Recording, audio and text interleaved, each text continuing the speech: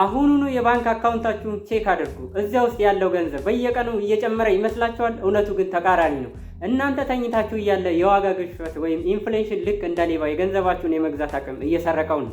ዛሬ በ100 ሺህ ብር የምትገዙት ዕቃ በሚቀጥለው ዓመት በዚህ ገንዘብ እንደማይገኝ ታውቃላችሁ?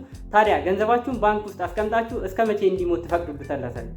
ወይስ አሁን ወደ ንብረት መቀየር አለባችሁ? መልሱን በዚህ ቪዲዮ መጨረሻ ድረስ ታገኙታላችሁ። እስከ ቪዲዮ መጨረሻ ድረስ ተከታተሉ። ሰላም እንደምን አላችሁ የዩኒቨርሳል ጋይድ ቤተሰቦቼ። እንግዲህ በእጃችሁ ላይ የተወሰነ ገንዘብ አለ እንበል፣ 100 ሺህ 1 ሚሊዮን ወይም ከዛ በላይ አለ እንበል። እንግዲህ አሁን ትልቁ ጥያቄ ይህንን ገንዘብ የት ላድርገው ነው። ባንክ አስቀምጬ ወለድ ልብለበት ወይስ የሆነ ንብረት ልግዛበት? እንግዲህ ብዙ ሰዎች ገንዘባቸው ባንክ ሲቀመጥ ሰላም ይሰማቸዋል። ግን በእርግጥ ገንዘባችሁ እያደገ ነው ወይስ በዝምታ እየሞተ ነው?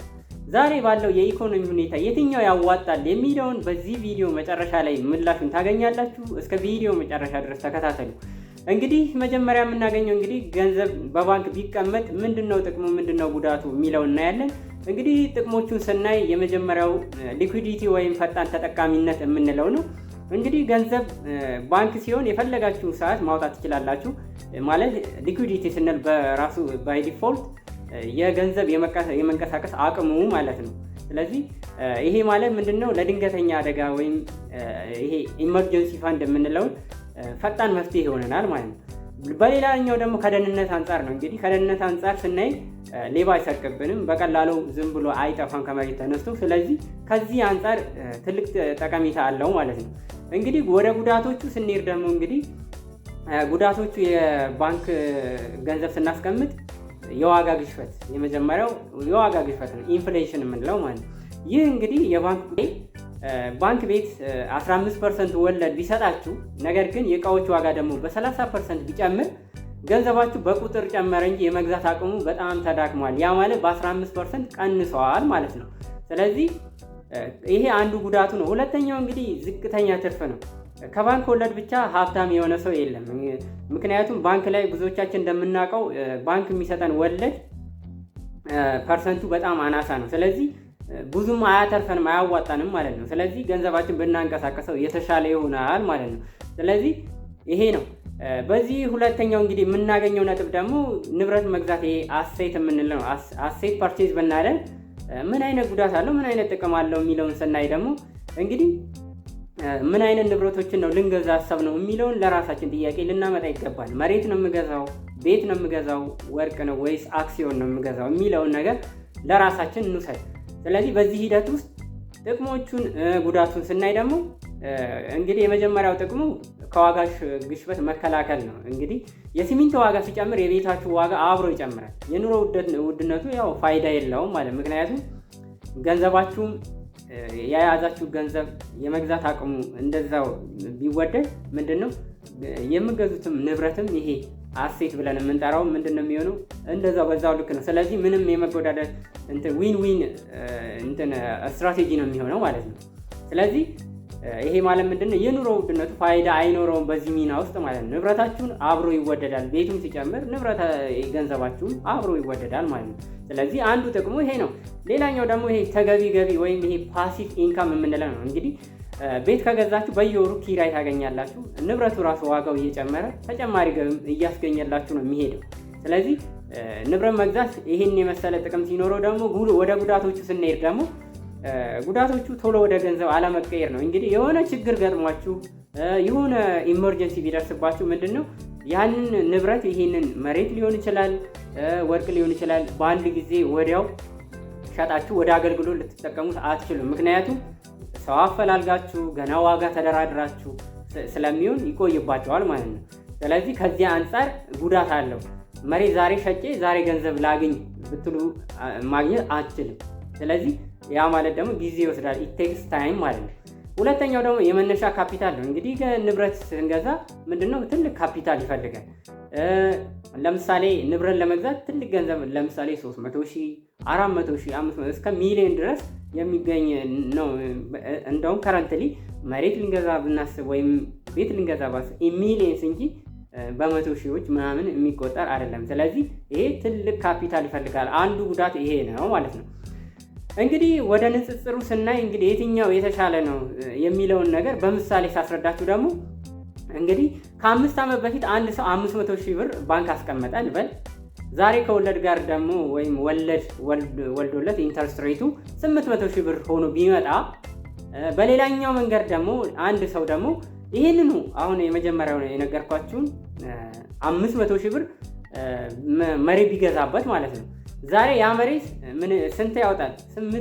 ወደ 8 ሚሊዮን ሊሆን ይችላል፣ 5 ሚሊዮን ሊሆን ይችላል ከነቤቱ ከሆነ ማለት ነው። መሬቱ እንደዛ ላያወጣ ይችላል። አክቹዋሊ ግን ቤቱ ቢሆን ሚሊየንስ ነው የሚሆነው። እንግዲህ ልዩነቱን አስቡት።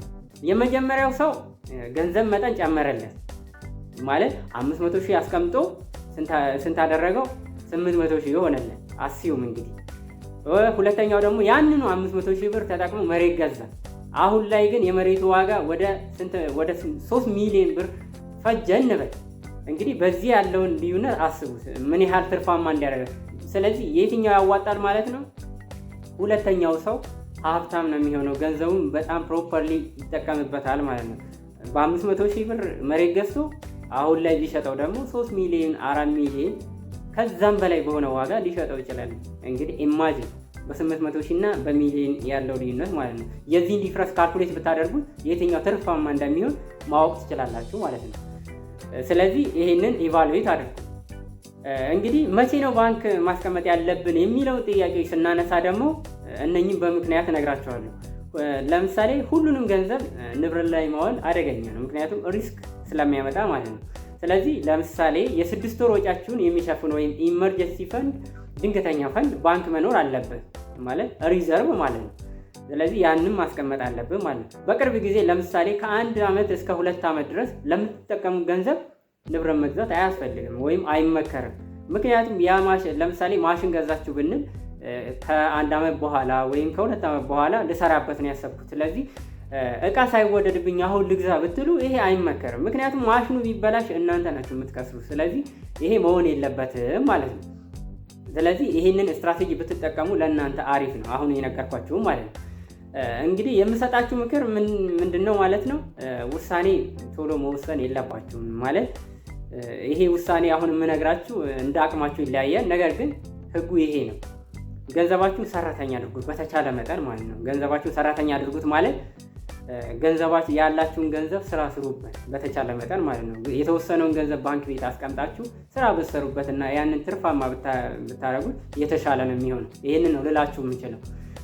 እንግዲህ ጥቂቱን ለድንገተኛ አደጋ ባንክ ብታስቀምጡ፣ አብዛኛውን ግን ዋጋው ወደሚጨምር ንብረት ብትቀይሩት የተሻለ አማራጭ ነው። ስለዚህ ይህን ስትራቴጂ ብትጠቀሙ አሪፍ እና የተሻለ ነው ብዬ አምናለሁ። እንግዲህ ባንክ ማስቀመጥ የሚመረጠው መቼ ነው የሚለውን ስናይ እንግዲህ ገንዘቡ ለምሳሌ ለአጭር ጊዜ ከ1 ዓመት ማለት ለምሳሌ ከ1 ዓመት ባነሰ ጊዜ ውስጥ ለሚያስፈልግ ወጪ ከሆነ ባንክ ቤት ቢቀመጥ የተሻለ ነው የሚሆነው፣ ገንዘብ ማለት ንብረት ከምገዙበት ማለት ነው። ስለዚህ ይሄ ምክንያቱ ምንድነው? ንብረት ወይም መሬት ብንገዛ ዛሬ የገዛችሁት መሬት ነገ ብትቸገሩ ወዲያውኑ ወደ ገንዘብ ልትቀይሩት አትችሉ፣ ሊኩዊድ ሊሆን አይችልላችሁም። ስለዚህ መሸጥ ስለማትችሉ ለድንገተኛ ወይም ይሄ ኤመርጀንሲ ፈንድ የምንለው ችግር ያጋልጣቸዋል። ስለዚህ ባንክ ግን የፈለጋችሁን ጊዜ ታገኙታላችሁ ያንን ብታስቀምጡ ማለት ነው። መሬት ላይ ከዋላችሁ ይሄን ቅድም ስላችሁ ወይም ስጠቅስላችሁ የነበረውን ዲስአድቫንቴጅ ታገኛላችሁ ማለት ነው። እንግዲህ ይሄ ባንክ ማስቀመጥ የሚመረጠው መቼ ነው የሚለውን ከመለስኩላችሁ፣ ንብረት መግዛት የሚመረጠው መቼ ነው የሚለውን ደግሞ ስነግራችሁ ገንዘቡ ለረጅም ጊዜ ከ2 ዓመት በላይ የሚቀመጥ ትርፍ ገንዘብ ከሆነ ንብረት መግዛት 100% ያሸንፋል። ከ2 ዓመት በላይ ማለት ይሄ ረጅም ጊዜ ለምታስቡት ከሆነ ንብረቱን ብገዙበት የተሻለ ይሆናል ማለት ምክንያቱም የተሻለ ዋጋ ልታወጡለትና ጥሩ ገቢ ማግኘት ስለምትችሉ ማለት ነው። ስለዚህ ይሄ ይሆናል ማለት ነው። ለዚህ ምክንያቱ እንግዲህ የዋጋ ግሽበት ነው። እንግዲህ በዋነኝነት እንግዲህ በኢትዮጵያ በአሁኑ ሰዓት የዋጋ ግሽበት ወይም ይሄ ኢንፍሌሽን ብለን የምንጠራው ከባንክ ወለድ እጅግ በጣም ይበልጣል። ለምሳሌ 1 ሚሊዮን ብር ባንክ ብታስቀምጡ በሚቀጥለው ዓመት ወለድ ጨምሮ 1.15 ሚሊዮን ሊሆን ይችላል። በንብረት ይሄንኑ ገንዘብ ደግሞ በዚያው 1 ሚሊዮን ብር የገዛችሁት ንብረት የኑሮ ውድነቱን ተከትሎ ዋጋው ሊጨምር ስለሚችል ከ2 ሚሊዮን በላይ ሊያወጣ ይችላል ወይም ሊገባ ስለሚችል ትርፋማነቱን ወይም ያለውን አድቫንቴጅ ካልኩሌት ማድረግ ትችላላችሁ። ስለዚህ የትኛው የተሻለ ነው የሚለውን በዚህ ውስጥ መገምገም ትችላላችሁ ማለት ነው። እንግዲህ በአጠቃላይ ባንክ ውስጥ ያለውን ገንዘብ በቁጥር ቢጀምርም የመግዛት አቅሙ ግን በየአመቱ እየቀነሰ ነው የሚመጣው። ንብረት ግን የገንዘባችሁን አቅም ጠብቆ ያቆይላቸዋል ማለት ነው። ስለዚህ ይሄ ነው ማለት ነው። እስቲ እናንተ ምን ማድረግ ያለባችሁ የሚለውን ደግሞ ኮመንት ሴክሽን ላይ አስቀምጡልኝ። ገንዘብ ባንክ ቤት ብናስቀምጥ የተሻለ ይሆናል ወይስ ያለንን ገንዘብ ንብረት ላይ ብናስቀምጠው የተሻለ ነው የሚለውን ጥያቄ እስቲ ኮመንት ስር ላይ ጻፉልኝ። የዛሬው ቆይታችን ይሄን ይመስላል። ከወደዳችሁት ላይክ፣ ሼር፣ ኮመንት አድርጉ። እንደዚህ አይነት መረጃ ደግሞ እንዲደርሳችሁ ቻናሉን ሰብስክራይብ በማድረግ ቤተሰቡን